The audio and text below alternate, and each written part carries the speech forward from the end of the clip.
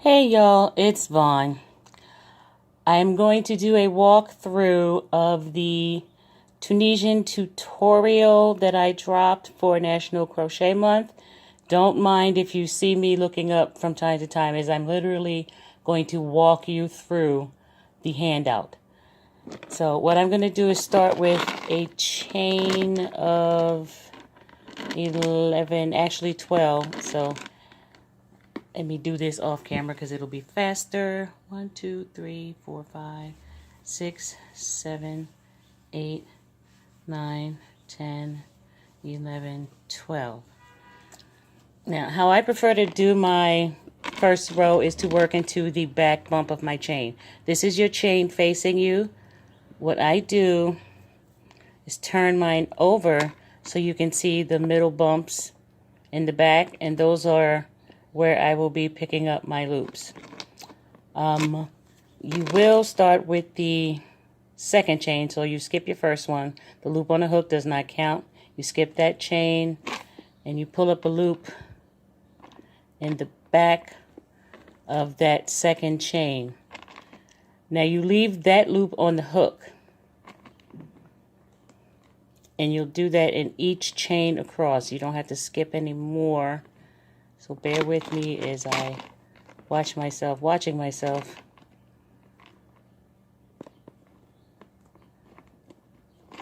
Some people prefer to pick up the, which would be the top loop, which when your chain is facing you would be the loop on the top.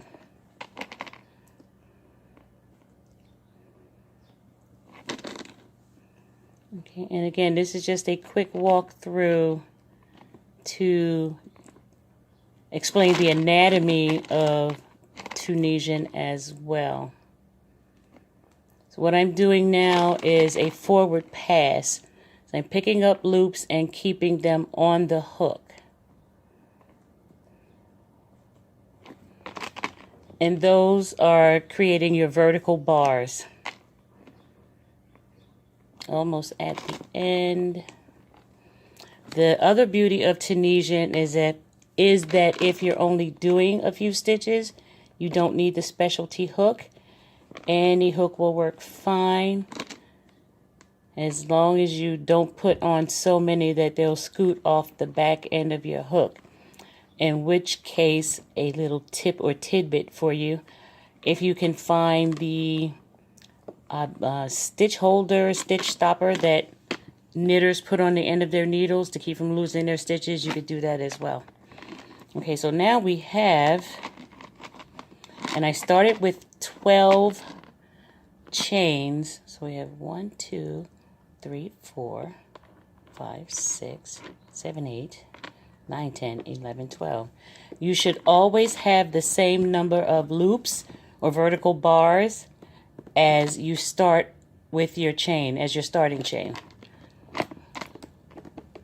Now we're going to work these stitches off. So you're picking up loops going this way for my right-handed people, and you're working off your loops coming back this way. For you lefties, it's just the opposite.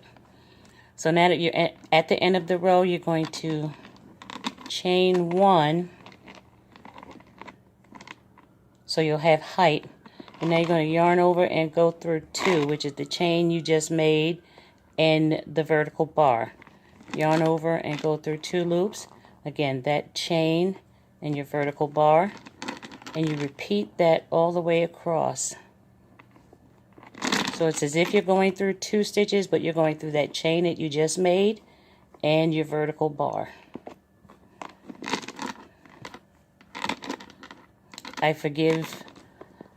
Please forgive me if the video is a little choppy and headache-inducing. Video, again, is not my forte, but I thought a fast and dirty visual might be helpful. I'm not into the polished videos and such.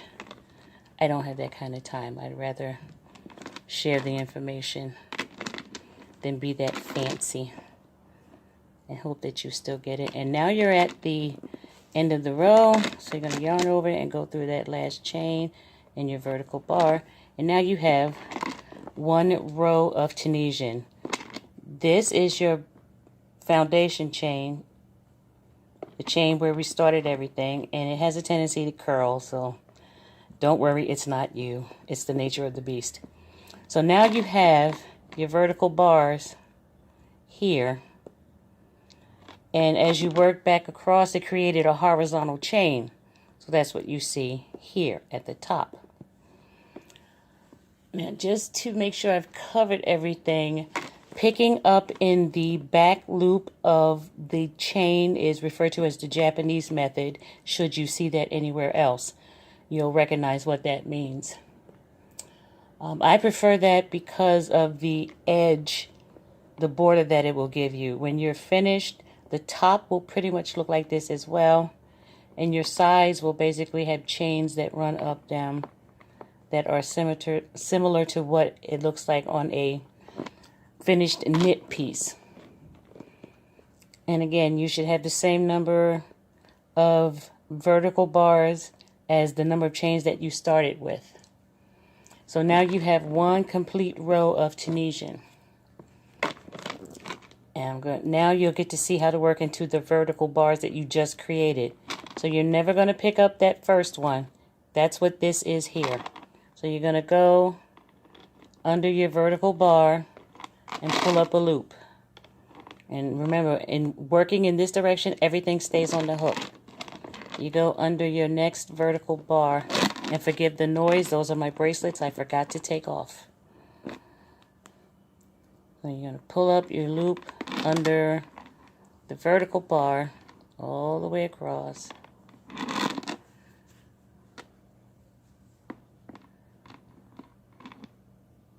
Vertical bar under, pull up a loop, leave it on the hook. Next vertical bar, go under, pull up a loop, leave it on the hook. And again, you do that all the way across.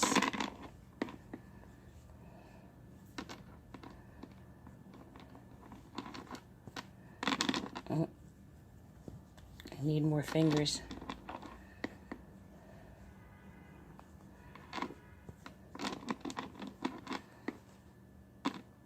Alright, one more to go, and the last one is picked up a little differently. How I learned is you pick up the bar and this little dude behind it right there. If you turn it slightly towards you, you'll see where you need that vertical bar and then that loop in the back. So that gives you what also looks like a chain. It gives you the two loops on the side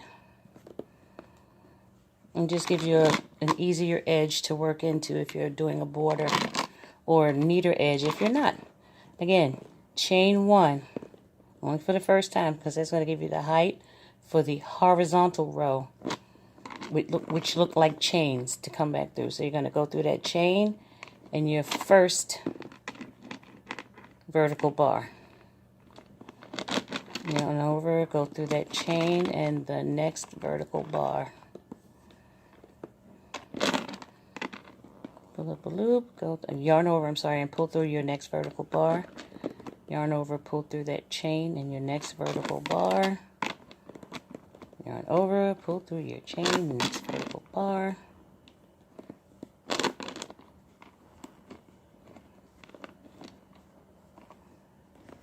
And almost back across the row. And you're back at the last one, and my yarn wants to tangle. And work up your last one, and that's it. And now, in Tunisian, you also bind off. There are two ways to bind off. Two ways to generally, basically bind off. There is a slip stitch bind off, and there is a single crochet bind off. I will demonstrate both because in the interest of time, I don't want the video to be too long. So to do a slip stitch, you literally pull up your loop and you do a slip stitch. You go through that stitch. Through that loop, I'm sorry. Pull up a loop and go through the loop on the hook. pull up a loop and go through the loop on the hook. So you see, that gives you the same type of finished edge as that one. Same height. A couple more of these, and then do the single crochet bind off. Ooh, slipped out of frame there, sorry about that. Okay, and now the single crochet bind off, which is exactly what it sounds like. You do a single crochet. You pull up a loop under the vertical bar. Now you have 2 loops on your hook. You yarn over and go through both. And again, it's a little bit taller. You might want to use that one if you start with a row of single crochets, or just for difference sake. You're pulling up a loop under your vertical bar, 2 loops on your hook, yarn over and go through 2. And there's a couple stitches left, so I'm going to finish that off that way.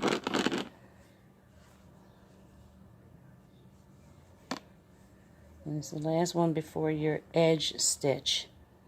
And so you're picking up that first loop, the vertical bar, and then if you turn it, it's kind of like that little baby pinky toe that likes to hide. And you grab that loop right there, pull up a loop, got 2 loops on your hook. Now you yarn over and go through 2. And you are finished your Tunisian. So that's your basic standard Tunisian. Again, you see how the edges look on your first or right edge for those who are right-handed. This is at the end of your row on your left edge. Again, nice even edge for you to work into. There's your bottom, picking up the Japanese technique in the back loop, and there is your top. So essentially all 4 sides look the same. I love work like this that makes its own gravy. You can leave the border just like it is because it looks finished. Or you could do a little something fancy if you'd like. So again, that is your basic Tunisian. I hope that was helpful. And if you have any questions, just hit me up at the Ravelry group. Bye.